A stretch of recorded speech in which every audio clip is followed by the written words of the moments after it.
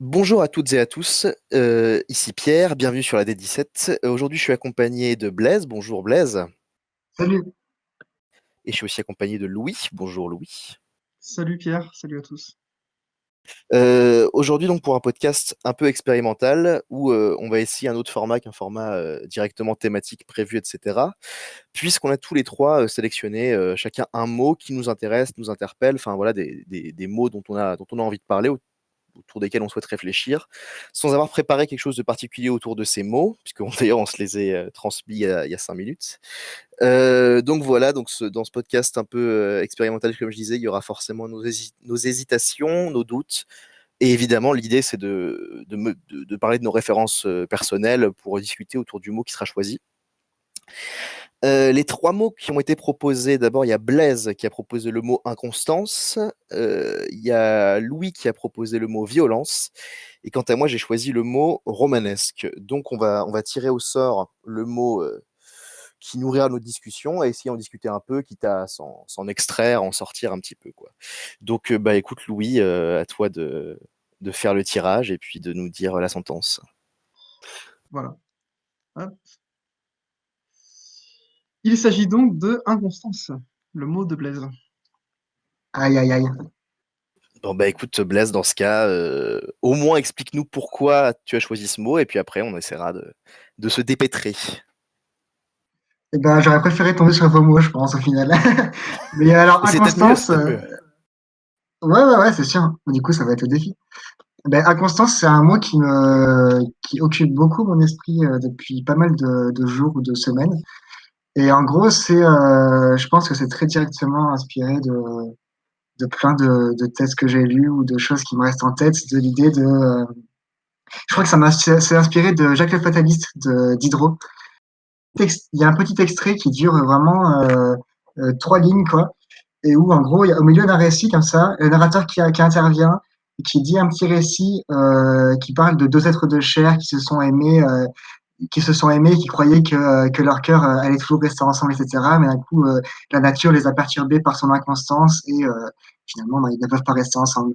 Et il y a cette idée d'inconstance de la nature, en gros, qui me touche beaucoup en ce moment sur l'idée de tout ce qui est toujours mouvant sans cesse, tout ce qui est toujours changeant et de tout ce qui est toujours contradictoire, que rien n'est jamais le même un seul instant, quoi.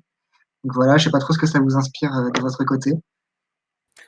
Bah, je sais pas si toi, Louis, t'es chaud. En tout cas, il y a un truc qui est marrant dans le fait que tu dis ça, c'est que du coup, pour toi, inconstance, c'est pas du tout un défaut. Parce que le mot inconstance, c'est plutôt quelque chose de négatif, a priori, le mot inconstance. Donc, et toi, Ah pourquoi ouais, c'est quelque chose que tu défends, quoi. pour moi, ouais, c'est une grande beauté en tout cas, en ce moment. En ce moment. En ce moment, après, c'est inconstant, hein, c'est inconstant. Ouais, bah oui, forcément. Ouais, non, c'est vrai, presque une profession de foi. Je sais pas si toi, Louis, ça t'inspire des trucs. Mais si, parce que justement, la réflexion immédiate de Blaise qui dit ça m'intéresse en ce moment et peut-être que ça m'intéresserait moins plus tard, moi, c'est exactement de ce point de vue-là que ce mot trouve une résonance avec moi, mais évidemment, je pense que c'est le cas d'énormément de personnes. C'est les évolutions qui peuvent être parfois très très rapides dans nos rapports aux choses et notamment de manière très immédiate au cinéma, nos lectures, à des choses qui nous intéressent.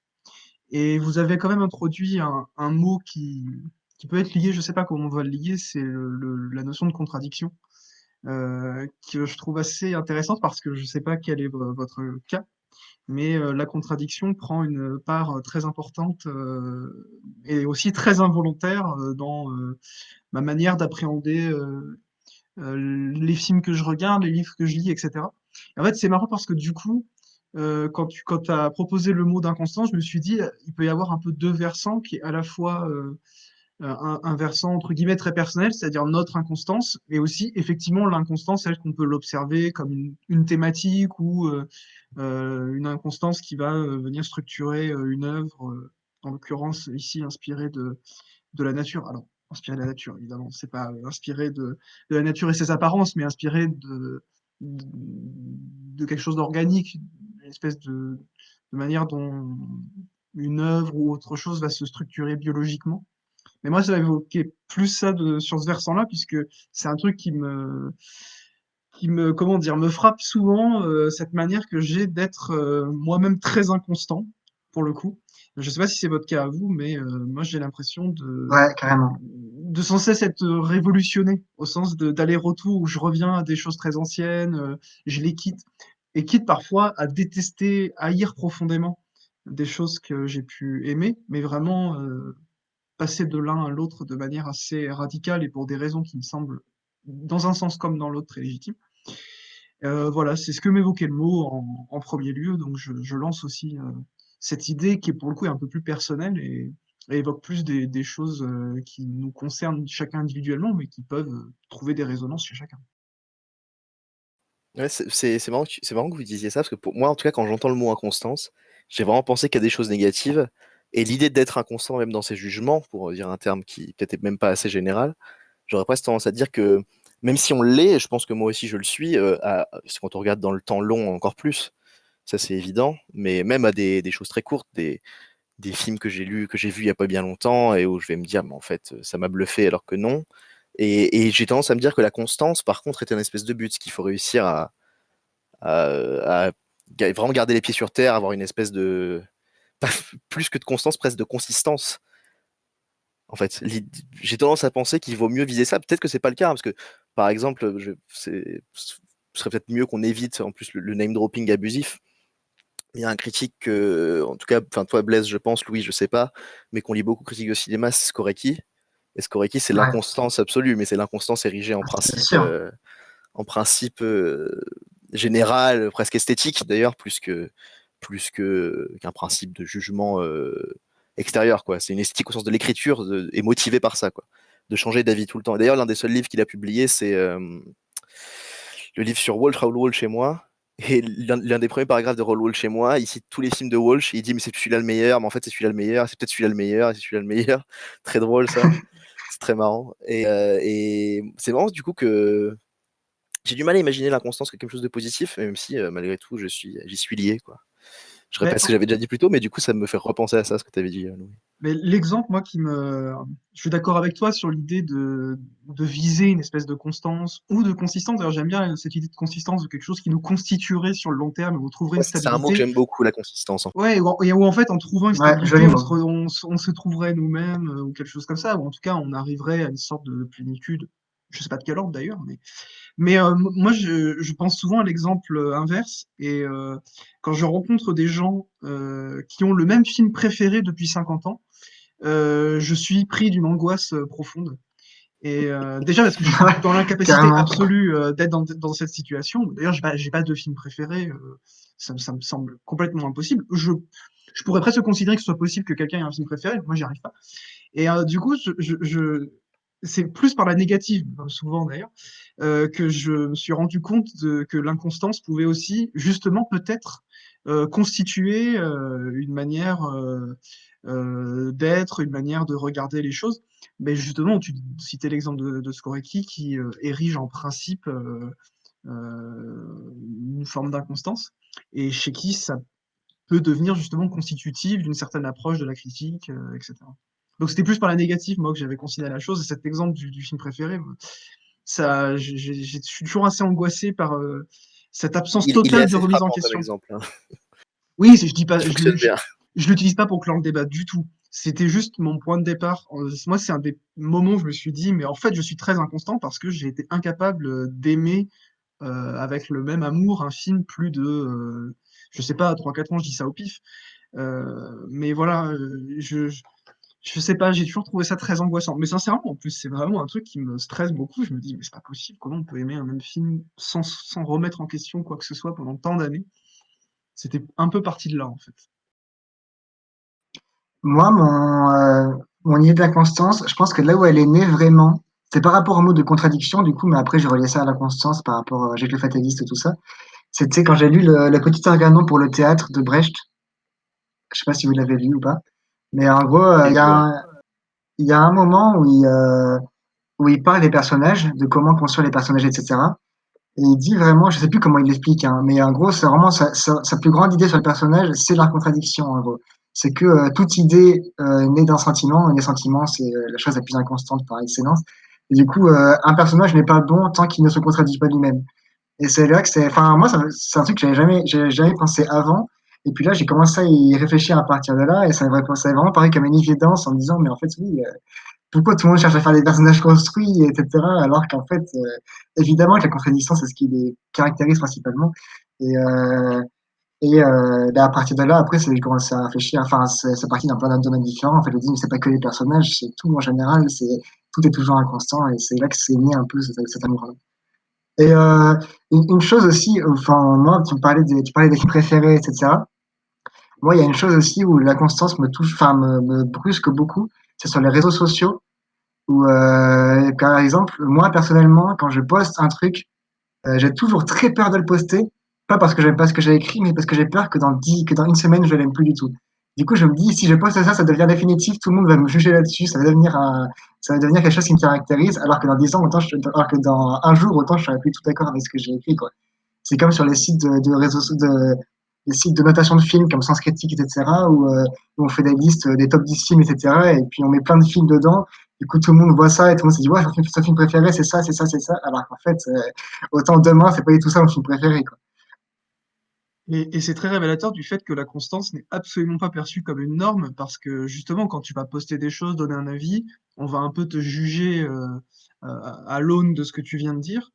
Et si après tu viens apporter une contradiction à ce que tu as toi-même dit, ça va très rapidement être vu comme un défaut. Et la contradiction est souvent vue comme, alors je parle pas forcément de la contradiction dans un même discours, mais la contradiction sur un moyen terme ou même un court terme sur une semaine, par exemple, dans un cas très concret, ça peut être vu comme un vrai défaut d'un point de vue extérieur. Alors que quand je discute avec des gens mais par exemple, Simon, qui nous écoute peut-être et que vous avez déjà écouté, si vous êtes habitué à ce podcast, pardon. Si vous êtes Euh, habitué à conduire sur la D17. voilà, ah, on va dire ça comme ça maintenant. Pas Rejoignez-nous mal. sur la route. Euh, mais en fait, quand on est d'accord sur le fait qu'on est un peu constitué par la contradiction ou l'inconstance, pour revenir à ton mot, bah, ça devient absolument pas anormal de venir contredire des choses qu'on vient de dire, etc. Et du coup, ce que tu dis sur les réseaux sociaux, je trouve ça intéressant parce que ça renforce cette idée qu'il y a quelque chose d'anormal. Et du coup, je reviens à ce que disait Pierre, qu'effectivement, il y a une connotation très négative. Euh, de manière, on va Ouais. dire, très partagée, très générale, sur la question de l'inconstance ou de la contradiction. Bon, on est en train un peu d'amalgamer. Enfin, moi, en tout cas, j'amalgame au moment même où je parle là les mots dans ma tête. Bah, en fait, c'est marrant parce que on- ça devrait être le contraire quelque part. Le fait de revenir sur quelque chose qu'on a dit pourrait presque être une preuve de constance en réalité. Je sais pas si vous voyez ce que je veux dire. C'est-à-dire qu'en fait, être en contradiction avec ce qu'on a déjà dit, ça peut être en réalité la preuve qu'on est en constance avec des principes antérieurs qui sont l'idée de dire toujours ce qu'on pense, par exemple, tout simplement, et même des principes qui peuvent être beaucoup plus larges et grands, comme le fait d'essayer de dire la vérité, tout simplement, par exemple. Et d'ailleurs, il y a un milieu où il y a rien qui est plus admiré, et il y a très peu de philosophes qui ont osé le faire, je l'ai dit, c'est la philosophie, et il y a très peu de philosophes qui, au bout de 20 ans après avoir écrit un texte, le rejettent complètement. Et c'est vraiment parce qu'en ce moment, je lis la biographie de Wittgenstein. Et en fait, Wittgenstein, il a écrit le Tractatus. Il était persuadé que c'était le dernier livre de la philosophie, qu'il avait résolu tous les problèmes de l'épistémologie de la logique. Et 20 ans plus tard, il a revenu sur tout. Il a dit non, non, le livre est faux. Et il a tout remis. Et c'est un des rares exemples. Un des seuls qui fait ça aussi, c'est l'origine de la philosophie occidentale, c'est Socrate, en fait. Qui sans cesse dit non, non, mais tout ce que j'ai dit au début de mon argumentaire, on voit bien que ça fonctionne pas. Et donc c'est marrant que sur des conversations légères, ça paraisse être la contradiction est absolument une preuve d'inconstance, alors que la contradiction est là où la pensée se veut au moins plus haute, c'est la preuve d'une constance, le fait de se contredire. Ben, c'est ça, c'est qu'à partir du moment où on croit en l'idée d'inconstance, ça devient une croyance. Au final, on est constant dans l'idée d'inconstance, quoi. Mais, mais c'est pour ça aussi que pour moi, c'est pas vraiment une dualité enfin, c'est pas vraiment penser en termes de dualité constance versus inconstance. C'est comme, par exemple, ça fait penser au dialogue entre Gilles Deleuze et Claire Parnet, où il y a tout un moment où Deleuze oppose la géographie à l'histoire en disant que ce qui compte, c'est la géographie principalement, c'est l'espace, c'est ce qu'il y a autour de nous, etc. Même les souvenirs, même le temps n'existe que par la géographie. Et là, Claire Parnet lui dit, mais rien qu'en disant ça, toi qui es contre les dualités, tu fais une dualité très claire entre histoire et géographie. Et à partir de là, ils disent en gros tous les deux que ce qui compte, c'est pas tant l'un et l'autre, c'est le dialogue qui se crée entre les deux, et c'est le dialogue entre constance et l'inconstance. Mais c'est pas le fait de se ranger dans l'un ou dans l'autre, parce que à partir de là, on rentre aussi dans la constance, et donc c'est un cercle vicieux au bout d'un moment. Mais voilà. Mais vous parliez, enfin Pierre, tu parlais des philosophes tout à l'heure, et j'ai l'impression aussi qu'il y a beaucoup d'artistes qui ont fonctionné volontairement ou non sur ce principe d'inconstance. Alors des fois, ça se fait en vraie rupture, mais il y a quand même beaucoup d'exemples d'artistes qui ont remis en question des pans entiers de leur création, qui parfois allaient renier, etc., ce qui peut être très incompris, où on peut leur reprocher de eux-mêmes renier une partie de leur œuvre. Je pense à Godard, par exemple, qui souvent considère une bonne partie souvent la première partie, alors je ne sais pas exactement comment il faut les délimiter, ou lui-même comment il les délimite, si tant est qu'il le fasse, mais à bout de souffle, des films comme ça, en général, il a eu des mots très durs sur ses films après, et, euh, et ça peut... Enfin, j'ai l'impression des fois qu'on considère que c'est même pas lui qui a le droit de donner son avis sur sa propre œuvre, mais en tout cas, ça révèle bien le fait qu'il a remis en question sa propre approche de la création, de sa manière de faire des films, euh, en disant, alors je sais plus exactement ce qu'il en dit, mais en gros de dire que ces films-là sont ratés, que c'était un moment de sa vie où il pensait différemment les choses. Et il y a même, alors, j'ai plus l'exemple, enfin j'ai plus du tout la référence en tête, mais je me souviens d'un entretien où il en parlait et où on sentait même que il n'y avait pas cette idée d'évolution qu'il y a souvent de dire voilà j'ai fait ces premiers films et puis après j'ai évolué pour arriver à tel stade. C'était plus de dire bah non je suis passé par une phase et puis après j'ai voulu enfin, ou c'est pas forcément qu'il a voulu mais j'ai fait autre chose et ce que j'avais fait avant finalement bah c'était pas ça. J'avais pas trouvé ce que je cherchais finalement bah non je m'étais trompé quelque part. Donc tu parlais de la philosophie hein, que je connais très très très très mal. Mais ce que tu disais sur le fait de revenir sur ce qu'on a pu faire, quitte à le contredire ou à le compléter ou autre, mais compléter, il y a encore une forme de continuité, même si bon, il ne faut pas forcément opposer strictement, comme vous le disiez, constance ou inconstance. Mais ouais, en peinture, je pense qu'il y a beaucoup, beaucoup d'exemples aussi. J'en ai moins en tête, j'avoue, à part des Bah, exemples, il y a mais les exemples Picasso, je sais pas si c'est classiques un très bon exemple, parce que des finalement, il peintres rentre très abstraits qui vite. retournent à la représentation et vice-versa. Il y en a pas beaucoup, mais il y Ouais, a beaucoup d'exemples quand même. Bah, le plus souvent, c'est dans l'autre sens, bien sûr, où là, il y a plutôt une progression avec, je sais pas, Kandinsky ou Mondrian. Mondrian qui fait les tableaux représentatifs et qui passe assez brutalement à l'abstraction totale. Et qui d'ailleurs, à la fin de sa vie, on pourrait presque dire qu'il revient à la représentation, parce que ses deux derniers tableaux, c'est Broadway, Boogie Woogie et l'autre, je me souviens plus de son nom. Mais là, il se remet à utiliser les couleurs d'une manière différente. Et le titre, même s'il y avait déjà des appels, là, le titre est encore plus explicitement un appel à une représentation. D'autant plus que ces tableaux-là font penser à des représentations de villes, à des plans de ville, en fait. Et donc là, il y a vraiment une idée de représenter la ville moderne, etc., qui est présente dans les tableaux d'avant, mais d'une manière beaucoup plus distante quand même. Donc ouais, il y a cet exemple-là en peinture, mais partout, en fait. Effectivement, chez les artistes, euh, c'est assez présent, c'est vrai. et puis ça peut être plus assumé aussi. C'est peut-être plus facile à assumer que chez les philosophes. Moi, je connais pas les philosophes, donc je sais pas si c'est difficile d'assumer qu'on ne soit plus d'accord avec ce qu'on a écrit il y a plusieurs décennies. Mais Ça devrait pas, en tout cas. j'ai l'impression que chez des grands artistes qui ont eu des carrières assez longues pour avoir un certain recul sur ce qu'ils ont eux-mêmes fait, il y a parfois, en fait, mais même le regard qu'on porte dessus, parce qu'au-delà de ce que les artistes disent et pensent d'eux-mêmes, mais la première partie de l'œuvre de Picasso, qui commence très très jeune, qui est complètement figurative, qui est d'un très très haut niveau technique. Je pense à Charité, mince, je sais plus le titre en tête, il y a Charité dedans, Science et Charité, je crois, qui est une de ses toutes premières œuvres, qui est une œuvre figurative, d'une maîtrise exceptionnelle, etc. La rupture arrive quand même assez rapidement.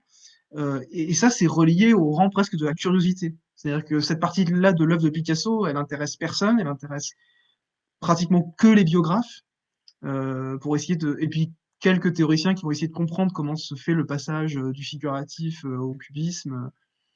Mais c'est une œuvre qui est gommée, en fait. Elle est gommée historiquement et elle est très très peu considérée, alors qu'elle révèle quand même que Picasso est à la base un peintre qui a suivi le chemin de quasiment tous les peintres de son époque dans un apprentissage très classique dans le sens où l'apprentissage se faisait comme tous les autres peintres. Et il était arrivé à une maîtrise d'ailleurs de très haut niveau qui l'érigeait déjà au rang de grand technicien, ce qui n'était pas le cas forcément de tous ses contemporains.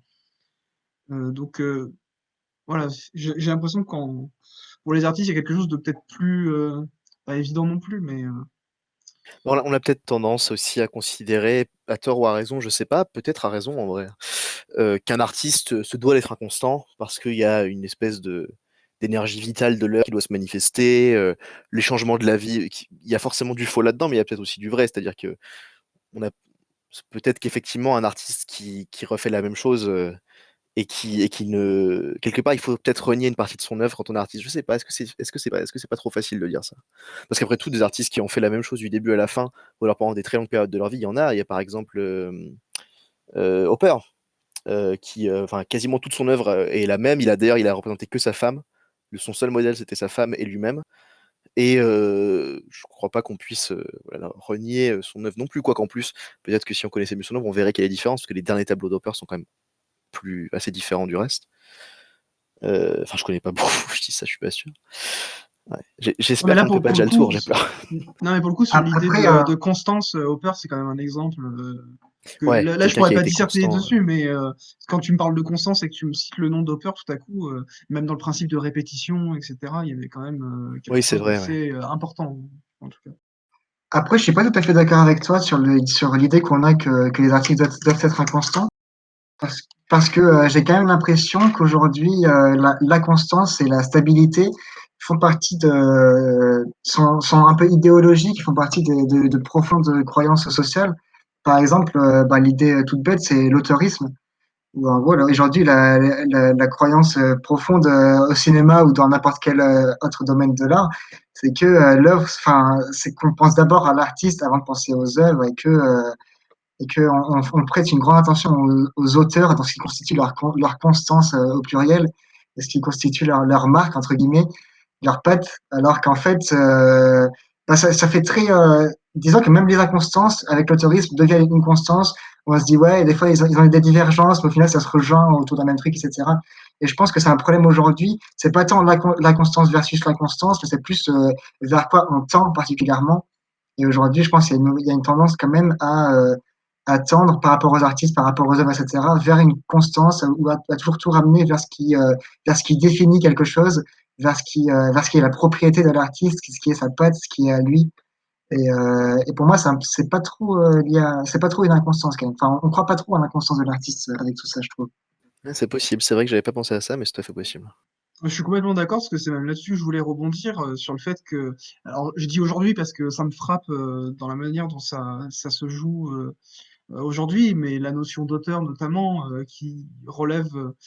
J'avais pas pensé à idéologie, mais je pense que Blaise a raison, parce qu'il y a une forme d'obsession où aujourd'hui on va chercher absolument la cohérence artistique absolue dans une pub Dior qu'a réalisé Martin Scorsese, ou alors les premières pubs qu'avait réalisé Tim Burton, on va absolument vouloir voir du Tim Burton. Pour moi aujourd'hui, Ce qui est l'autorisme peut-être est possible. idéologique.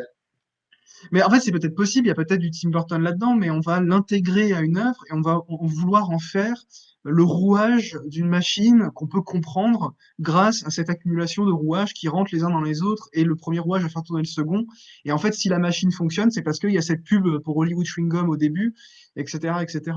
Et là, pour le coup, c'est un exemple assez effrayant de constance, parce que ça laisse aucune place au flottement, au vide, aux écarts. Et Peut-être au ratage, ouais, j'allais te dire, ah bah, en fait, mais complètement. Mais d'ailleurs, c'est pour ça aujourd'hui, je pense que beaucoup de films de certains auteurs, justement, qu'on considère comme ratés, sont en fait considérés globalement comme ratés juste parce qu'ils ne ressemblent pas à ce qu'on attend de constant chez cet auteur qu'on va voir, parce que Ouais. c'est. Mais imaginez si Wes Anderson se mettait à faire un film qui n'est pas chaque plan de symétrique. On pourrait considérer ça comme étant raté. oui, parce qu'il n'aurait pas atteint cet idéal vers lequel toute son œuvre semble tendre et doit donc le faire absolument. Avec On, cette idée que on lui reprocherait d'être inconstant, en fait. Mais c'est ça, avec en plus cette idée que la constance n'est pas simplement une espèce de ligne plate, mais en plus avec une idée d'aboutissement, où en fait chaque œuvre devrait préparer la précédente dans le but de faire une espèce d'œuvre ultime qui ne pourrait jamais exister, parce que il faudrait que le mec soit immortel ou alors qu'il fasse qu'un seul film. Mais oui, il y a ce paradoxe, mais j'ai l'impression qu'aujourd'hui la constance c'est quand même. J'aime bien la notion d'idéologie en tout cas qu'a introduit Bah, c'est ça, Blaise. c'est que c'est qu'aujourd'hui, l'idée d'un auteur ou l'idéal d'un auteur passe avant les sentiments et passe avant toutes ces tentations, toutes ces expérimentation, j'aime pas trop ce mot, mais toutes ces hésitations, quoi, c'est qu'en gros, tout va tendre vers l'idéal ou vers la grande idée d'un auteur. Et pour moi, c'est ça qui est profondément idéologique, quoi. C'est qu'on ne prête attention qu'à cette idée, atteinte ou pas atteinte. Alors qu'en fait, enfin, personnellement, moi, je m'en fous, quoi. Et je pense que vous aussi. Mais en plus, ça, d'un point de vue très concret, ça a des conséquences un peu, enfin, même très visibles. C'est le fait qu'il y a quand même une zone de laquelle il est difficile de s'extraire.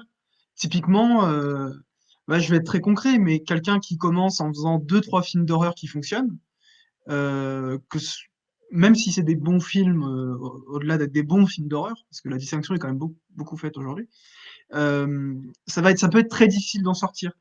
Et d'un autre côté, je pense à un exemple qui est assez fascinant, que je connais pas très bien, mais c'est David Gordon Green, qui pour le coup est assez insaisissable et puis a ce côté très inconstant, pour le coup, je trouve, Je euh, connais pas qui, du tout.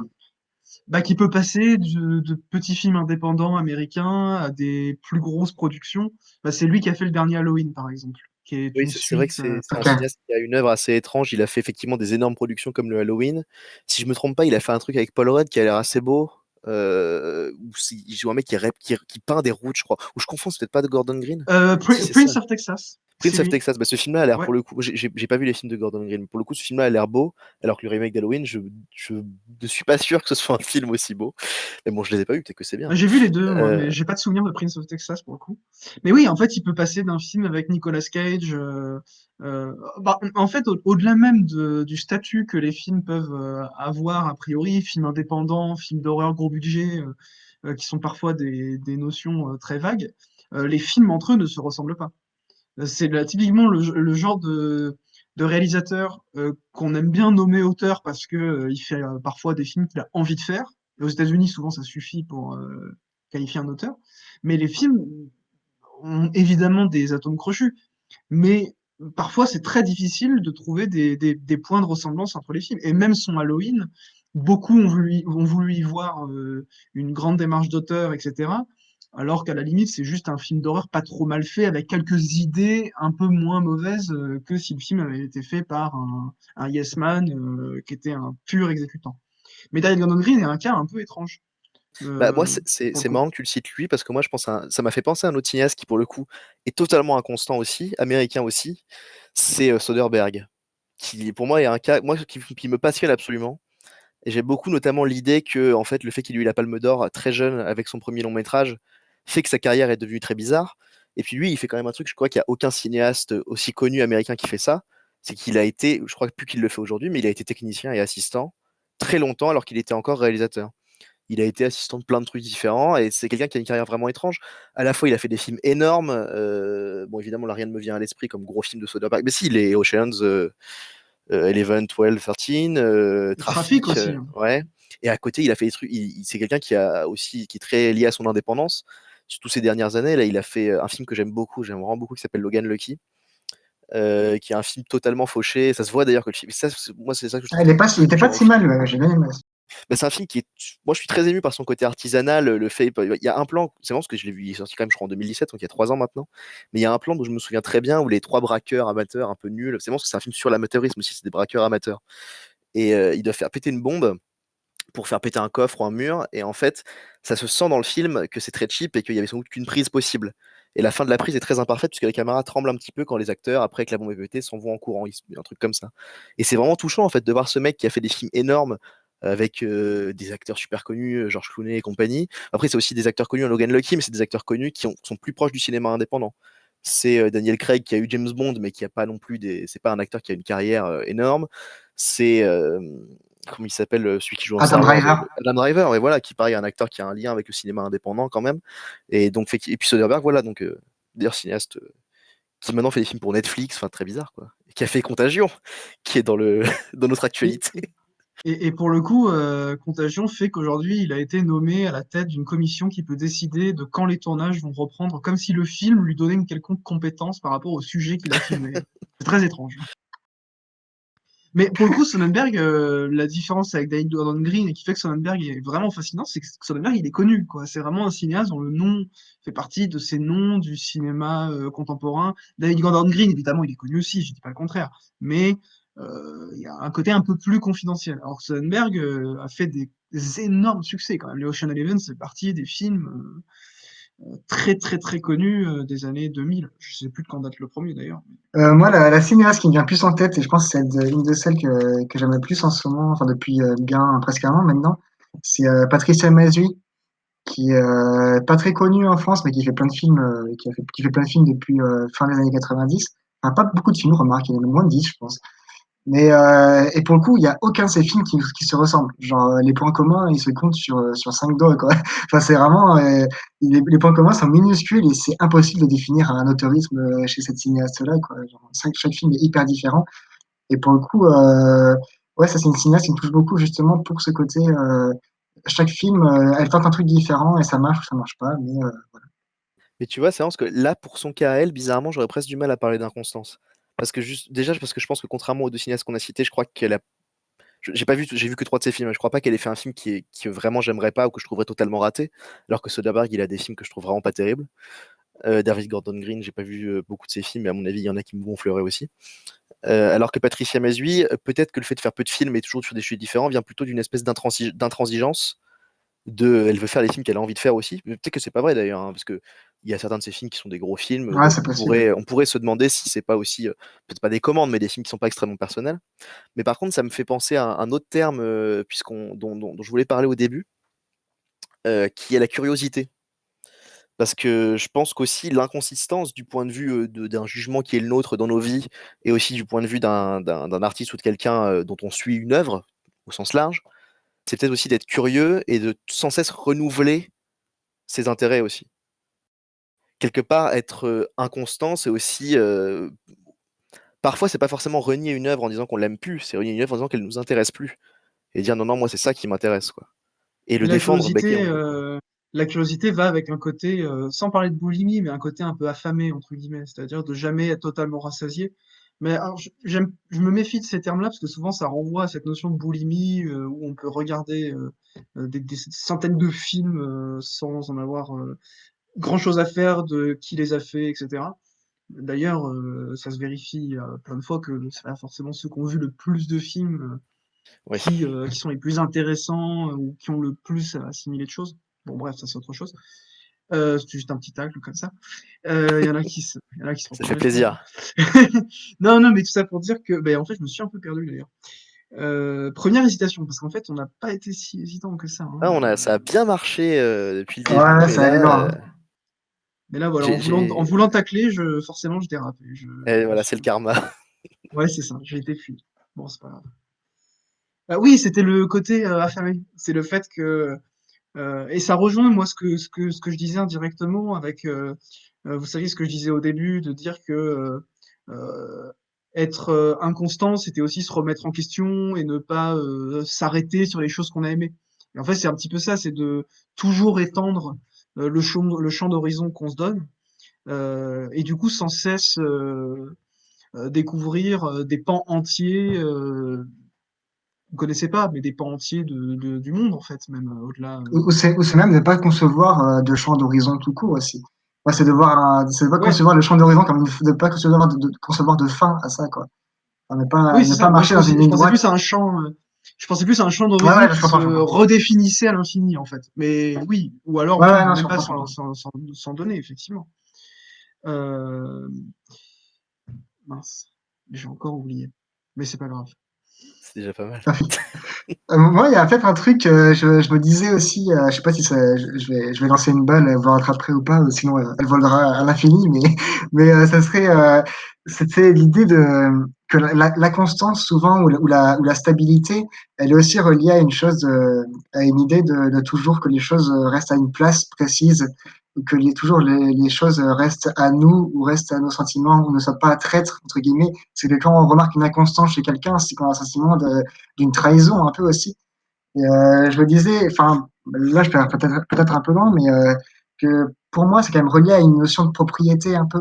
C'est qu'on on a quand même envie que les choses nous appartiennent par leur constance-là, et que dès qu'on ressent une inconstance ou une faiblesse ou une hésitation, on a tout de suite l'impression que les choses nous quittent ou ne nous appartiennent plus. Et je sais pas si ça vous parle ou pas, ce que je dis. Ça fait peur comme sujet, mais c'est vrai que c'est tout à fait lié au terme que tu as cité. C'est vrai que l'inconstance, c'est aussi ça. Mais d'ailleurs, j'ai pas lu La double inconstance de Marivaux, mais quand tu as dit le mot inconstance, avant même qu'on enregistre, j'ai tout de suite pensé à La double inconstance, parce que c'est un titre que je Ouais, trouve j'ai pas très eu non plus, curieux. ça m'a très envie. Ah bah, on laissera ça en suspens, La double inconstance. Voilà. Mais oui, c'est vrai qu'effectivement, l'inconstance, c'est aussi quelque chose, c'est un mot qui est lié au sentiment aussi. On dit à un amant parfois qu'il est inconstant. C'est aussi, c'est marrant parce que alors, je suis tout à fait d'accord pour dire qu'on c'est aussi lié à ça, mais alors trouver quoi en dire précisément, Blaise, je ne sais pas. Mais oui, peut-être qu'effectivement, demander à quelqu'un une constance absolue, c'est lié à une demande de propriété, en fait. C'est plutôt qu'à une demande de propriété, mais au fait de réclamer la propriété de quelqu'un. Effectivement, ouais, peut-être. Dans tous Peut-être les que cas, c'est lié au patriarcat. mais dans tous les cas, ça limite les choses parce On que peut quand tout tu parles relier, hein. de constance qu'on peut avoir nous par rapport à quelque chose d'extérieur, finalement, le processus est tout aussi castrateur entre guillemets pour quelqu'un à qui on demanderait une constance dans ce qu'il fait. Typiquement, ça rejoint ce qu'on disait sur l'auteur, où on attend de quelqu'un qui soit dans une constance dans ce qu'il fait, et que l'inconstance peut lui coûter une reconnaissance, peut lui coûter plein de choses. Après, évidemment, ça a des conséquences économiques ou autres, mais ça, personnellement, ça m'intéresse pas du tout. Mais en fait, ce que je veux un peu dire par là, et que je devrais formuler plus concrètement, c'est que tout ce qu'on dit depuis tout à l'heure, moi, ce que je trouve assez étonnant, c'est que c'est une notion qui nous semble très abstraite, très vague, mais en fait, elle a des conséquences très concrètes. Ce qui révèle à quel point, en Ouais, fait, elle est fondamentale. Parce que typiquement, si j'allais au niveau le plus bas de la concrétude de la chose, et pour parler de cinéma, parce que c'est ce que je connais le mieux, entre guillemets, euh, c'est sanctionné tout de suite. C'est vous êtes inconstant, votre film ne marche pas. Sauf évidemment des cas incontrôlables et inattendus. Mais quelqu'un qui fait que des films d'horreur, le jour où il fait une comédie, on va voir ça comme un truc très étrange qui n'a pas sa place, ça va heurter. Prenez n'importe quel réalisateur qui est connu pour faire des films d'horreur, il a fait une comédie dans sa carrière, elle est complètement méconnue ou méprisée, mais aussi bien soit-elle. Parce que par exemple, je pense à The Nice Guys de Palma. Pour le coup, c'est un cas très particulier, parce que c'est un film qui est complètement oublié, qui est complètement mis à part, parce que c'est une pure comédie, et c'est à peu près la seule qu'il ait faite, parce que même ses premiers films comme I, Mom, etc., sont des comédies, mais qui sont tellement féroces et chargées politiquement que c'est dur de les voir que comme une pure comédie. Et Nice Guy, c'est un film avec Joe Pesci et je sais même plus qui est une pure comédie. Et souvent, on n'en parle même pas, le film est hyper difficile à trouver. Alors qu'en fait, quand on le regarde, c'est vraiment un film de Brian De Palma, pour le coup. Alors oui, c'est une comédie, donc le ton est différent, mais tous les types de mise en scène de De Palma y sont.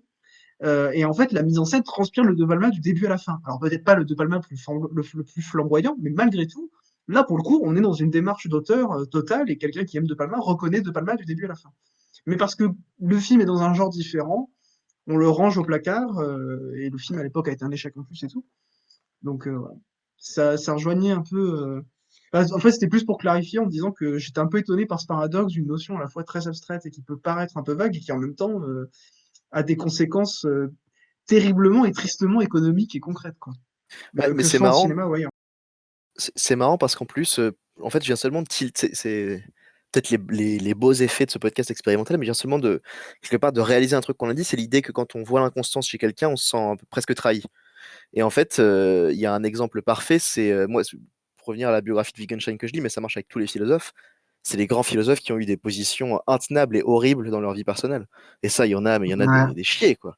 Et l'exemple, bah, d'ailleurs, Wittgenstein, c'est pas tant que ça, même si c'est quelqu'un qui a fait des trucs assez étranges. Par exemple, dans le bouquin, ce qu'on apprend dans les premières pages, c'est que, alors que c'est quelqu'un qui a révolutionné la philosophie, alors que c'est quelqu'un qui était un rationaliste absolu, pas vraiment comme Russell, mais d'une autre manière, et bah, il était déjà d'une misogynie absolue. Et il avait en fait plein de positions de vieil aristocrate d'Autrichien viennois en fait. Notamment, il détestait toute la musique après Brahms. Pour lui, vraiment, tout était acheté, c'était horrible. Ce qui est une position qui, quand même, dans un milieu intellectuel dans lequel il était en Angleterre, était étrange, en tout cas étonnante. Et il y a plein d'exemples comme ça, ou même Russell qui a des affaires personnelles horribles, alors que c'est quelqu'un qui a toujours défendu la rigueur, etc. Et donc c'est marrant parce que là c'est quelque chose d'un point de vue plus extérieur, parce que ça reste des gens qu'on ne connaît pas, mais effectivement, c'est peut-être le même. En fait, peut-être que ça a la même source que la trahison de quelqu'un autour de soi qu'on trouve inconstant envers soi-même. Quelqu'un dont on attend qu'il soit auprès de nous tout le temps et qu'il ne l'est pas, en fait. C'est l'idée. Peut-être que là, c'est autre chose que l'inconstance, mais je ne suis pas sûr. Ben, c'est ça, c'est que je pense qu'on a besoin de se reconnaître dans les choses, de se reconnaître dans l'autre et de se voir dans l'autre et dès que l'autre est inconstant ou dès qu'on se sent trahi par l'autre, c'est qu'on a l'impression de ne plus s'y retrouver, de se sentir perdu par rapport à l'autre, quoi. Et c'est pour ça que je parlais de propriété tout à l'heure, parce que pour moi, la propriété, c'est aussi ça, c'est quand on a un besoin de reconnaissance, un besoin d'affirmer sa présence dans le monde à travers les autres, etc. Et dès qu'il y a une trahison, dès qu'on se reconnaît plus dans l'autre, là, hop, on a l'impression que tout est bouleversé, qu'on perd tout, quoi. C'est pour ça que je parlais de ça tout à l'heure. Ah, mais du coup, je comprends presque retardement ce que tu veux dire, et je crois que je suis assez d'accord. Effectivement, ça prouve quelque chose. Et puis, peut-être que cette manière d'imposer une propriété sur l'autre est en fait pas tenable. Peut-être qu'elle est pas défendable, quoi. Parce qu'on peut, enfin voilà, attendre de quelqu'un proche de soi ou d'un auteur ou d'un cinéaste une constance absolue, c'est violent. Je vais utiliser le terme qu'on n'a pas utilisé. C'est presque une violence en fait, faite contre lui, quoi. Ouais, c'est ça. Mais après, je pense que ça arrive à tout le monde, hein. Enfin, on cherche tous Oui, bien sûr, le confort chez les autres. À ce niveau-là, personne n'est visé. Enfin, c'est une idée et c'est inconstant, comme tout. Et On se, voilà. on se fait violence à soi-même en se forçant inconsciemment à toujours aimer les mêmes choses parce qu'un jour on les a aimées et que ça nous a nourris et que Oui, il y a ça on a aussi, oui. l'impression d'avoir une dette éternelle envers quelque chose.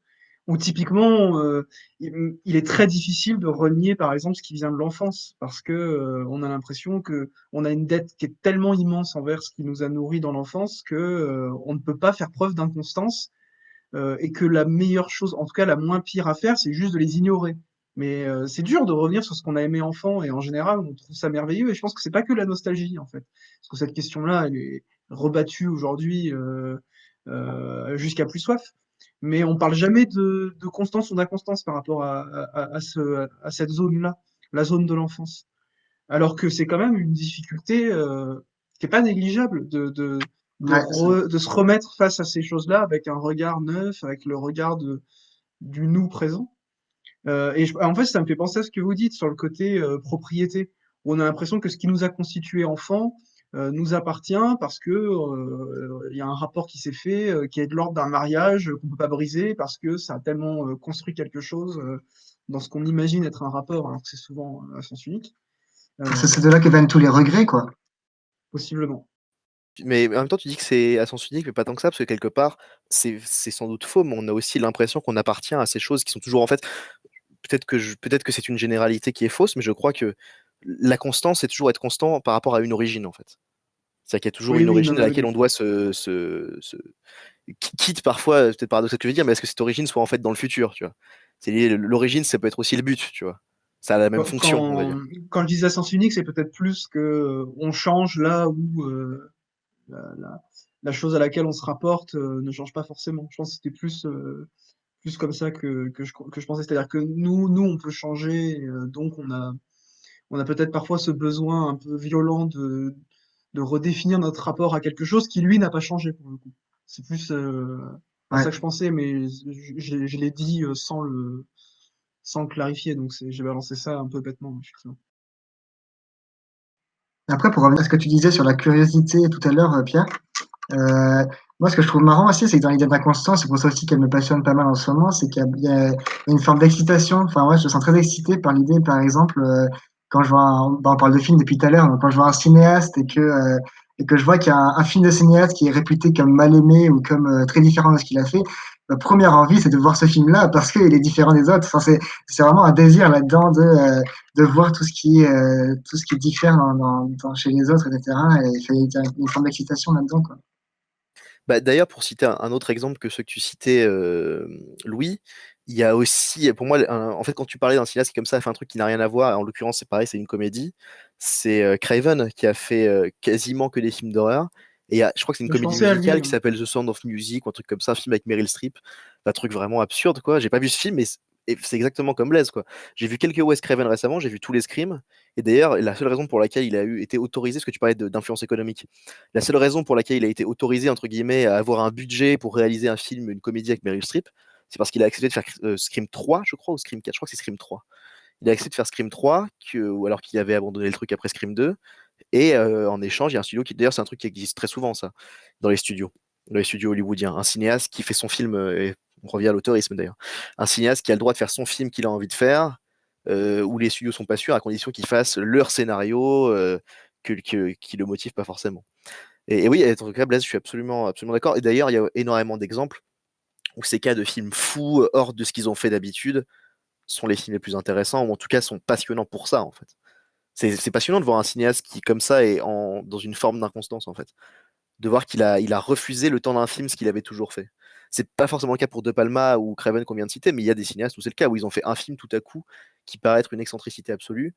Je sais pas s'il y a un cinéaste qui me vient à l'esprit dont j'aime pas les films et où il y a un film où je me dis ça c'est vraiment son truc où il a fait un pas de côté et en faisant un pas de côté il a fait un film super. Là il y a pas d'exemple qui me vient à l'esprit mais il y a pas de raison que ça existe pas quoi. Mais même si on aime les films, des fois, il y en a qui ont fait que des films super bien, et puis à un moment, il y a un film qui reste super bien, mais qui est ultra différent de ce qu'il a fait à côté, et qui détonne complètement, quoi. Et ça peut peut-être aussi s'observer sur des cinéastes qui ont eu des carrières très très longues et qui du coup ont eu forcément traversé des époques où il y a eu des évolutions très importantes, à laquelle ils ont dû se rattacher ou non justement. Et il y a des cinéastes qui ont quand même fait preuve d'une forme de constance assez impressionnante à travers parfois les siècles. Je pense notamment à Manuel de Oliveira, évidemment qui a eu une œuvre très riche et très mouvante, mais qui a aussi fait preuve d'une constance assez incroyable. Mais je pensais par exemple, alors c'est des souvenirs assez lointains, mais j'ai le souvenir que les derniers films d'Otto Preminger étaient quand même. Ben non, Ah, ils sont très différents. et l'autre exemple que j'ai en tête, voilà, qui me revient, c'est quand même Alain Resnais, qui a un cinéma qui fonctionne presque à l'envers de ce qu'on attendrait d'un grand auteur de manière très bête, c'est-à-dire qu'il commence avec des films très très sérieux, très graves, et plus ça Littéraire. avance, très littéraires, sur des sujets extrêmement difficiles au sens premier du terme, et qui termine sur des films beaucoup plus légers en termes de ton, en termes d'apparence, sur des films qui sont plutôt des comédies. Son dernier film, Aimer, boire et chanter, qui a juste le titre déjà a quelque chose de très aérien, très léger, très festif, etc. Alain Resnais, avec une forme de constance évidemment, mais où sur le long terme on observe ce processus de changement qui, quand on prend du recul, quand les films sortent, évidemment, on va les voir, mais quand on prend du recul, il y a un truc très choquant si on met le premier et le dernier film. Je veux dire, si on met Aimer, boire et chanter en face de Nuit et brouillard, qui est pas, je sais pas si c'est son premier film, mais il y a quand même quelque chose là pour le coup Ah, de il y a un très choc. inconstant. Mais il y a un choc, c'est même plus que de l'inconstance, c'est carrément de la. Oui, c'est un choc. Et d'ailleurs, il y a un truc qui est marrant avec René, c'est que lui-même se considérait comme un pur formaliste, qui n'a d'ailleurs jamais écrit un seul de ses scénarios, René. Il a toujours adapté les scénarios, enfin, il a toujours réalisé les scénarios qu'il a jamais écrits. Alors pourtant, c'est une figure d'auteur, mais il a jamais écrit un scénario, alors qu'il a écrit, enfin, il a fait des films des années 50 aux années 2000, donc il n'y a pas de raison qu'il n'ait pas écrit un de ses scénarios, en fait. Il n'était pas pris dans un système hollywoodien, dans un système, comment dire, enfin, voilà, dans un système de production qui l'en empêchait, quoi. Et pourtant, il a toujours. Et puis même, il a même mis en scène des visions de gens qui ont une vision très particulière et qu'ils ont. Comment dire? Bah, par exemple, voilà, il y a Duras, évidemment, donc il a mis en scène Duras, qui a eu sa vision au cinéma et en littérature, la sienne, et c'est son film d'ailleurs, Hiroshima mon amour, même si Duras l'aimait pas énormément, je crois, est quand même un film durassien, en fait. Il y a la marque de Duras dedans très fort. Et après, il y a les films d'Agnès Jaoui et Bakri, où il a fait plusieurs films avec eux. euh, et, euh, et c'est des films d'eux, en fait, quasiment, parce qu'après, ils ont eux-mêmes réalisé et écrit des films avec d'autres cinéastes, et il y a même pas. Donc c'est marrant que, effectivement, c'est une figure assez intéressante, René, à ce niveau-là. Qui d'ailleurs, et en plus, moi, je fais partie. Enfin, j'aurais tendance à dire que je pense que la dernière partie de l'œuvre est encore plus passionnante parce que justement, elle devient légère et beaucoup moins grave. Et c'est encore plus fort, en fait, de réussir à faire les films qu'il fait, je trouve. Enfin, l'évolution, en tout cas, est passionnante en plus. Ouais, Ce qui Oui, est mais marrant aussi par rapport pardon. pardon. Vas-y. Non, non, non, non, je dis juste que l'exemple était venu tout à coup parce qu'au moment de son décès, Les Cahiers du cinéma avaient sorti un numéro spécial et je connaissais très mal Alain Resnais à cette période. Et il se trouve que j'avais vu effectivement un de ses derniers films, alors je sais plus lequel, qui se passe dans un théâtre. Je me souviens plus du titre. Et le Nuit et brouillard. J'avais vu que ces deux films. Et en fait, j'avais jamais fait attention qu'effectivement, il y avait quelque chose de très très étonnant et que sa carrière allait dans un sens assez singulier. En tout cas. Il n'y a pas beaucoup de cinéastes qui ont eu ce type d'évolution, on va dire. Ce qui est marrant aussi, c'est que par rapport à ces derniers films de cinéastes, c'est qu'il y a aussi plein de super cinéastes qui ont terminé, qui ont fait tout le long de leur carrière des films de plus en plus politiques, sérieux, très engagés, etc. Et qui, finalement, leur tout dernier film, d'un coup, détonne et devient hyper léger et une petite comédie comme ça. Enfin, par exemple, il y a Chaplin qui est monté avec Monsieur Verradou, Un Roi à New York, tout ça, qui sont des grands pamphlets qui sont trop bien, hein, ces films. Et qui se termine d'un coup par La Comtesse de Hong Kong, qui est une petite comédie hyper légère dans un bateau avec une comédie romantique entre deux acteurs comme ça, qui font que très, très gaguesque, etc. Ou encore Joseph Van Sternberg qui termine avec, c'est pas son dernier film fait, mais son dernier film sorti, c'est Jet Pilot, ou Les espions s'amusent en français, qui est vraiment une petite comédie romantique aussi comme ça, mais qui à la fois du coup revêt une grande dimension hyper politique parce que cette légèreté-là devient une vraie force. Ce sentiment-là devient une vraie force qui régit tous les rapports entre les êtres, quoi, où au final c'est ce sentiment qui compte avant tout.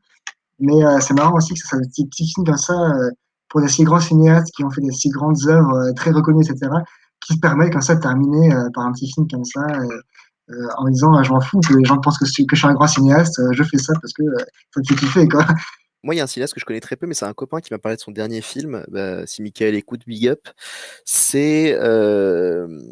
Putain, le nom du cinéaste, je l'ai mangé. Oui, Joseph Losey. Losey. Moi, j'ai vu que deux, trois films de lui, mais en fait, il a fait des films qui sont quand même souvent très sérieux, avec toute l'influence de Brecht et tout. En plus, c'est des films qui sont, pour certains, théoriques, assez abstraits et tout. Moi, j'ai vu La Truite notamment, c'est un film hyper bizarre, hyper froid. Et son dernier film s'appelle Steaming, et c'est adapté d'une pièce de théâtre. C'est un film hyper léger sur des femmes dans un bain public, en fait. Et c'est sur leur vie dans le public. Et c'est un film qui apparemment est hyper léger. Et mon pote m'expliquait que le dernier plan du coup de la carrière de Losey, c'est, je sais plus si c'est un lancer de ballon ou un feu d'artifice, un truc comme ça, presque mièvre, même si je pense que dans le film c'est très beau, hein, j'en doute pas. Et c'est encore un cas effectivement un peu étranger. Pareil, le film est pas du tout apprécié. Parce que c'est théâtral, mais dans le sens qu'il n'est pas du tout apprécié, au contraire, c'est-à-dire une espèce de un truc qui paraît froid et pas inspiré, même si c'est souvent faux ça. Euh, et puis un sujet beaucoup plus léger que d'habitude, pas du tout les trucs critiques de la bourgeoisie, film sur la guerre avec Monsieur Klein. Donc ouais, encore un autre exemple. Enfin, peut-être pas faire du name dropping pendant encore rien, mais en tout cas c'est un cas qui est intéressant parce qu'en plus, pas toujours, mais parfois les derniers films les plus légers sont un peu incompris. Effectivement, c'est ce qu'on a toujours dit depuis le début, c'est l'inconstance est vue comme un problème absolu. C'est non mais c'est pas, ça ne va pas. C'est pas ce qu'on voulait. Et en plus, j'ai l'impression que sur des cinéastes qui ont des carrières aussi longues dans ces époques-là, c'est encore plus marqué parce que il y a des cinéastes, là, aujourd'hui, on arrive à un stade où il y a des Martin Scorsese, des gens comme ça qui ont des carrières quand même très très longues. J'ai l'impression que tout ce qui marque une évolution des années 70 à aujourd'hui est quand même moins tonitruante que celle qui peut marquer des années 20 aux années 70.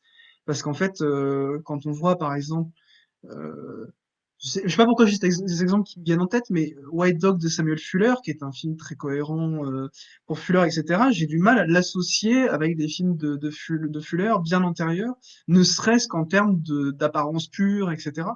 Donc c'est juste un exemple d'à quel point, dans cette période-là, les évolutions sont fortes, à tel point que, dans un premier temps, Le Tombon hindou et Le Tigre du Bengale de Fritz Lang sont très Ouais, critiqués aussi, ouais. parce qu'ils semblent anachroniques.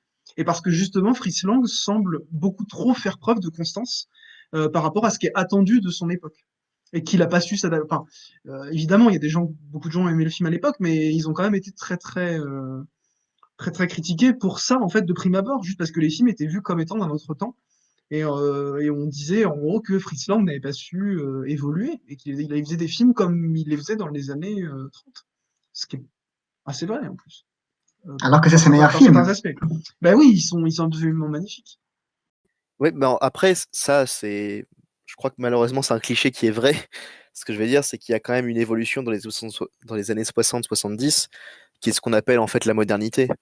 Et où en fait, il y a Ah effectivement mais une rupture complètement. énorme dans le cinéma qui fait qu'effectivement, voilà, les deux exemples qu'on a cités, qui sont des gens qui du coup commencent dans le parlant, mais qui font des films jusque dans les années 70-80, Preminger et Losey, ces deux cinéastes qui effectivement du coup ont leur œuvre qui est bouleversée par la modernité et qui du coup changent de manière de faire des films et font quand même des films très différents. Alors que Scorsese, il naît avec la modernité, son œuvre naît avec ça, et du coup, forcément, ça paraît plus uni. Après, il y a un cas de mec qui commence un peu après, mais quand même, c'est Ferrara, et qui là, pour le coup, est une œuvre qui, même si elle paraît très unie, il y a des choses très différentes, notamment le fait il s'est mis à faire des documentaires dans les années 2000, qui sont des films qui, esthétiquement en tout cas, sont extrêmement différents de ce qu'il a fait. Dans l'esprit, à plein de niveaux, au niveau notamment de la subversion profonde, qui je pense est un élément central chez Ferrara, il y a ça aussi bien dans ses films des années 80 que dans ses documentaires des années 2000. Mais par contre, si on regarde les films esthétiquement, on prend n'importe quel plan de Mrs. 45 et après on prend n'importe quel plan de Napoli, Napoli, Napoli. C'est difficile de croire que c'est le même cinéaste, d'autant plus qu'il y a aussi le fait que sa figure devienne de plus en plus présente, où il joue un peu comme acteur dans les premiers films, mais après ça devient une figure de cinéma où il apparaît dans ses documentaires d'une manière très bizarre, en puisqu'il est quasiment jamais derrière la caméra, il est toujours en train de dire bah filme ça, filme ça. Enfin, c'est aussi quelqu'un qui paraît totalement inconstant. Mais Ferrara, c'est un bon exemple, je trouve, de comment l'idéologie auteuriste peut faire preuve parfois d'une hypocrisie qui touche à ses limites. C'est que Ferrara, c'est typiquement le cinéaste qui devient un auteur. Et en fait, quand on regarde sa carrière en arrière, on se dit, mais comment ceux qui aujourd'hui en font un auteur vont pouvoir regarder les films qu'il a fait au début de sa carrière, qui sont des films d'horreur, certains. En tout cas, il y a des films d'horreur, il y a des films assez, bah oui, assez, comment dire, je sais pas comment vous les qualifieriez, les films. Bah, il y a beaucoup, on pourrait dire en tout cas des films de genre. Mais d'ailleurs, justement, Ouais, bah complètement. à propos de cette partie de son œuvre, il y a un cas qui est assez dingue, c'est comment Jean-Claude Biette, dans le Ciné Manuel, qui du coup est un journal de l'an 2000, je crois, il parle de Ferrara et il voit plusieurs films de Ferrara. Et en fait, en 2000, déjà, il a une phrase assez amusante qui a un truc du genre pourquoi s'amuse-t-il donc ainsi dans le genre alors qu'en lui, l'auteur dégouline ou un truc comme ça. Et c'est vrai que c'est assez marrant d'avoir vu ça en 2000, avant qu'il fasse ces films où vraiment ça devient un auteur de film, pour moi, où ça culmine presque avec Pasolini, qui est son film. Même si c'est un film avec des excentricités très bizarres, qui est un film voilà, très grave, etc., etc. Il y a Welcome to New York aussi, enfin, bon, ça rien tous les citer. Mais effectivement, en 2000, c'est assez étonnant de voir ça, alors qu'il vient de sortir Nos funérailles, par exemple, qui est encore ces films de gangsters, comme il en a fait énormément, quoi. Mais typiquement, j'ai l'impression qu'il se passe toujours un truc très bizarre. Il y a un moment un peu flottant où quand ces cinéastes deviennent des auteurs, ou qu'on leur attribue cette étiquette. Je pensais à des gens comme Cronenberg, typiquement, où ça a pris quand même un peu de temps. Alors, Cronenberg, évidemment, il y a beaucoup de gens qui aimaient, etc. Mais en fait, c'est bizarre parce que tout à coup, il n'y a plus aucun doute sur les œuvres, enfin, sur l'œuvre entière, en fait. Et cette notion d'auteur va balayer la notion même de doute.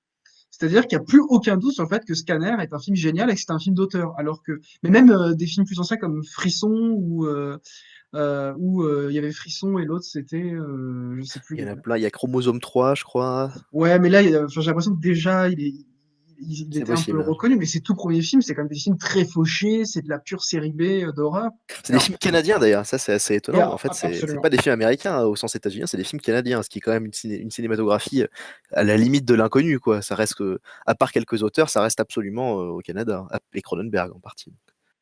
Ah oui, tout à fait.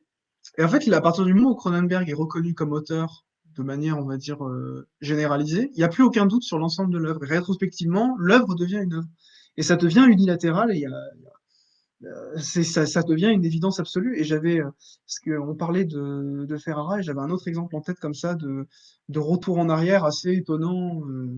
Je sais même plus si c'était au cinéma de genre, mais je sais plus. Ça me reviendra peut-être. Mais Cronenberg était un exemple qui est un faux exemple parce que ah oui, c'était Paul Verhoeven, l'exemple que j'avais en tête, où Le best. à partir du moment où elle, bah, il y a eu des choses avant évidemment, il y a eu Black Book, etc. Mais à partir du moment où on montre son film à Cannes, il n'y a plus aucun doute sur le fait que Robocop est un film génial et que c'est un film furieusement politique, alors que ça a quand même été une évidence pour beaucoup de personnes jusque-là, mais pas pour tout le monde. Et Mais ouais. Voilà. Mais je crois qu'on a un peu dérivé du sujet malgré tout. Ouais, mais ceci dit, Verhoeven, ça me fait penser à un truc, c'est qu'il y a aussi l'idée qu'on a. Je sais pas si je vais réussir à faire quelque chose de ça, mais Verhoeven, c'est aussi quelqu'un dont on fait tout pour faire des films, même sans sa figure, des objets qui sont consistants, alors que je pense que c'est un des cinéastes où c'est le plus difficile. Je dis consistant, je veux dire constant, mais en fait les deux. Parce que par exemple, pour moi, un film comme Starship Troopers, c'est un film qu'on a absolument envie de mettre dans la case film facho ou dans la case film satirique sur le fascisme. Comme s'il y avait voilà, une espèce de constance dans le film, un discours unifié, alors que ce qui est brillant dans tous les films de Verhoeven, un peu moins dans Showgirls, même si c'est aussi dans Showgirls. En tout cas, je parle dans ses films américains parce que je connais pas le reste de ses films, même si elle, je l'ai vu aussi. C'est qu'effectivement, c'est des films où on ne peut pas sortir un discours constant, en fait. Il n'y a pas de constance dans ce qu'ils disent. C'est que Starship Troopers, c'est une scène va être évidemment satirique, notamment les désengages d'aliens, mais peut-être pas justement, peut-être pas les désengages d'aliens. Mais oui, bah, par exemple, l'exemple très connu où il y a un acteur là qui a fait qui a joué dans How I Met Your Mother, qu'on a pu vu du film et qui, quand il réapparaît, il est devenu de la police politique, il a un uniforme de SS. C'est un SS de l'espace, mais en vrai, c'est un uniforme de SS. Et ça, on a envie de dire, oui, évidemment, c'est ridicule. Et après, là, on a envie de dire que la scène d'après, où il y a des aliens qui se font exploser, coup de missile, c'est aussi, oui, c'est ridicule. Regardez comme les fascismes, c'est ridicule. Alors que je pense que c'est pas ça. Parce que la scène suivante, enfin, elle est en contradiction, en fait, contradiction avec ce qu'il y avait avant, en fait. Et pour moi, Starship Troopers, en plus, moi, c'est un film, je pourrais. À quand le podcast Starship Troopers? Mais moi, c'est un film que je trouve vraiment passionnant parce que et j'avais lu un texte que Melaine m'avait envoyé. Enfin, c'était un truc léger d'ailleurs sur Facebook, je crois, où quelqu'un disait, mais justement, ce qui est intéressant, c'est qu'il y a un espèce de troisième film dans Starship Troopers, qui est ni le film antifacho satirique qui se fout de la gueule des Américains, ni le délire vive l'Amérique, désinguons les étrangers, quoi. Il y a un espèce de troisième film et qui justement est totalement inconstant pour le coup, qui est en contradiction totale. Un personnage va dire un truc, le contre-champ. Enfin voilà, c'est presque à ce niveau, c'est presque au niveau où le chant, le mec a une tête a trop la tête de Ken et Barbie pour être honnête. Et par contre, le contre-champ, il désingue des aliens et là, on y croit à fond et on dit oui, super, j'adore voir du sang d'alien. On pourrait aussi voir ça dans les œuvres. En fait, on attend une constance, un discours unifié des œuvres. D'ailleurs, c'est aussi lié à l'auteurisme, ça, hein. C'est pas sans lien. C'est Oui, c'est ce que Molène, parce que l'œuvre a un message, hein. c'est ça, c'est triste, hein. Mais Molène disait ça aussi par rapport à Glass, le dernier film de Shyamalan, où il disait qu'il y a plein de films en un seul film. C'est pour ça qu'au final, le juger comme un seul film avec un seul discours, etc., ça ne sert à rien, parce qu'en fait, c'est plusieurs films en un seul film. Déjà par rapport à ces personnages qui sont trois personnages ultra différents, trois manières de jouer très différentes aussi. Enfin, t'as James McAvoy qui en fait des caisses, et à côté, t'as Bruce Willis qui a ce côté hyper opposant, etc. Et à la fois, à la fois, c'est le seul film où James McAvoy peut en faire des caisses, et pourtant ça passe parce qu'il a son petit film à l'intérieur du film plus large, etc. Et moi, je trouve ça intéressant cette idée, même par rapport aux auteurs aussi, c'est que depuis tout à l'heure, au final, on parle beaucoup de cinéaste, etc. Alors qu'en fait, le film, c'est aussi ses acteurs, c'est aussi sa musique, c'est aussi, etc. Et la constance se trouve aussi à ce niveau-là. C'est tout ce qu'il y a de petits films en un seul film aussi. Et voilà. Je précise juste que quand je disais que les films ont des messages, c'était du sarcasme, hein. Je ne pense absolument pas ça. C'est juste que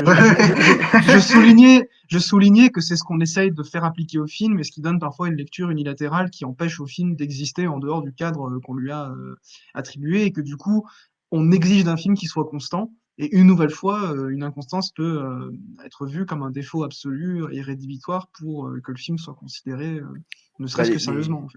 les films de Shyamalan sont l'exemple parfait parce qu'une grande partie des films qui sont pas aimés de Shyamalan, c'est en grande partie à cause de leur humour absolument burlesque, qui paraît être en contradiction. Moi, j'ai revu Signe et The Happening. D'ailleurs, The Happening, c'est un film que je trouve par exemple aussi totalement inconstant par son côté. The Happening, c'est quoi? C'est en français, C'est c'est. phénomène. Ah oui, ok, d'accord. Et c'est un film qui essaie d'avoir un côté presque family friendly, parce que c'est une histoire de réunion, d'amants qui s'aiment plus trop, ils retrouvent une fille, ça devient leur fille, etc. Et en même temps, c'est un film qui est d'une violence, mais sordide par moments. Ça m'a choqué presque en revoyant le film, à quel point ce qui se passe dans ce film est absolument horrible, parce que pour nos auditeurs qui. On a vraiment parlé entre nous, les pauvres auditeurs, s'ils connaissent pas les films, mais c'est pas grave, c'est encore mieux.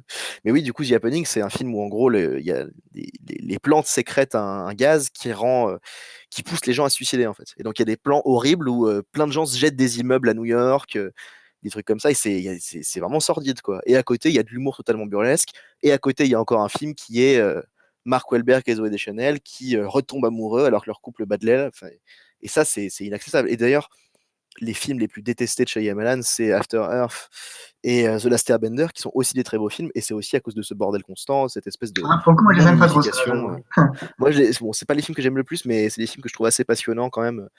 Pas que dans le lien avec les autres. The Last Airbender, c'est un film qui tout seul, je trouve vraiment génial, notamment. Il y a des scènes dans ce film qui sont juste trop belles, enfin, notamment les scènes d'action. En fait, je pense, c'est marrant parce que Shyamalan, je pense pas que ce soit son grand talent de tourner des scènes d'action, notamment dans Glass, où elles sont plutôt marquantes par leur fixité, plutôt que par leur dynamisme et leur virtuosité. Ouais. Mais dans The Last Voire par leur Airbender, absence, hein. oui, va par leur absence, parce que Glass, on Parce que s'attend pendant tout le film à ce qu'il y Glace, ait une. c'est quand même l'histoire d'un anti-climax Ouais, mais qui d'une est manière qui est assez magnifique. Ouais. assez sidérant quand même.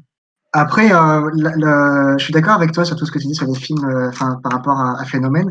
Après, enfin, c'est quand même important de préciser que cette façon de contraster violence sordide avec humour burlesque, etc., se fait quand même sans aucune complaisance dans le Phénomène et sans aucun cynisme. Parce que par exemple, moi, le film que j'aime le moins de Shyamalan, c'est The Visit, où je trouve que pour le coup, enfin, je sais pas, peut-être que vous aimez bien, mais je trouve que pour le coup, il y a vraiment une sorte de complaisance dans cette, dans ce film, dans le film, où il joue toujours sur la limite entre humour burlesque et violence vraiment sordide et un peu dégueulasse par moment. Et je trouve qu'à ce niveau-là, ça joue un peu, ça devient limite complaisant parce que la fiction permet, c'est comme si la fiction permettait tout, et du coup, elle permet aussi le pire, et là, j'étais un peu plus gêné. Ouais, je comprends, mais ça me Parce fait que du coup, penser à. l'équilibre, voilà. Ah, vas-y. Non, non, en fait, c'est bon, vas-y. Parce que ça me fait penser à autre chose qui a encore une autre inconstance, mais moi, j'y ai été confronté très directement alors que ça m'arrive jamais il y a pas longtemps. Et peut-être que vous y avez déjà été confronté, vous allez pouvoir me dire si ça vous est déjà arrivé, ce que vous en pensez. Mais même, en fait, moi, il y a un film que j'adore, c'est It Chapter 2 de Andy Muschietti. Et c'est un film qui d'ailleurs j'y pense que c'est un film qui me fait penser à Shyamalan par beaucoup d'aspects. Même si c'est très différent, il y a quand même des parties qui me font penser à Shyamalan. Et pour moi, c'est typiquement un film que j'adore dans son ensemble, on va dire. Je dis je l'aime bien, et en même temps, en réalité, j'aime très peu de parties du film. J'aime bien la fin du film, j'adore la fin en fait, j'adore les 20 dernières minutes. Je trouve qu'il y a des trucs absolument délirants. Il y a des parties dedans que j'adore, et en même temps, je l'ai revu il y a pas longtemps. Et si je devais être totalement honnête, moi, il y a des parties du film où je dis j'aime pas ce que je suis en train de voir, et des parties où je dis j'aime bien ce que je suis en train de voir. Et ça m'a rarement fait un effet aussi fort dans un film. D'ailleurs, c'est peut-être dans des films qui ont un projet aussi démesuré et bizarre que c'est le plus fort, parce que It Chapter 2, c'est quand même un film avec des parties, on a utilisé le mot avant, sordides, mais alors là, encore plus, vraiment, ça va très très loin. Puis c'est un film qui a enfin, l'adaptation littéraire d'un pavé adoré par tous les gens qui l'ont lu, remake d'un film des années 80. Bon, c'est quand même une ambition pour un cinéaste, quoi, de vouloir faire ça. D'autant plus qu'Andy Muschietti est très admiratif, etc. Et donc, quelque part, ça fait un film qui est totalement inconstant et que moi-même, j'aime de manière inconstante. Enfin, donc, je sais pas si vous avez déjà été confronté à ce genre de truc, et est-ce que vous. Ou même avec un roman, par exemple. Hein. Peut-être un roman dont on adore les 150 premières pages, et au moment où on se dit, mais cette deuxième partie va pas du tout. Ouais, bah, Ouais, je pense. Ouais. Je pense que c'est inévitable en fait à partir du moment où on considère qu'il y a plusieurs strates entre guillemets. Là, je t'ai un peu coupé, excuse-moi. Je sais pas si tu veux. non, non, mais vas-y, vas-y. Bah, enfin, moi, ce que je voulais dire, c'était que, par exemple, hier soir, j'ai vu Triple Agent de Romer, qui est son avant-dernier long métrage. Et donc, c'est l'histoire d'un agent secret russe qui rentre tous les soirs chez sa femme et qui parle de politique, tout ça, mais qui lui cache plein de trucs parce qu'il est agent secret, c'est son métier. Et le film en soi, il est hyper froid et tous les dialogues tournent autour de ça et on comprend rien et c'est un peu bon, ça fait un peu plat par moment. Enfin, je me suis un peu dit bon, quoi ça fait.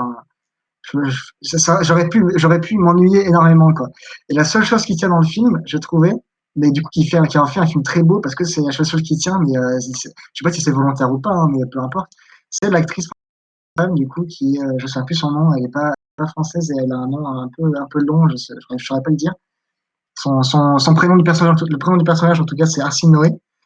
Et donc, l'actrice, c'est exceptionnel la présence de son personnage est vraiment folle. Et c'est que ce personnage qui tient le film.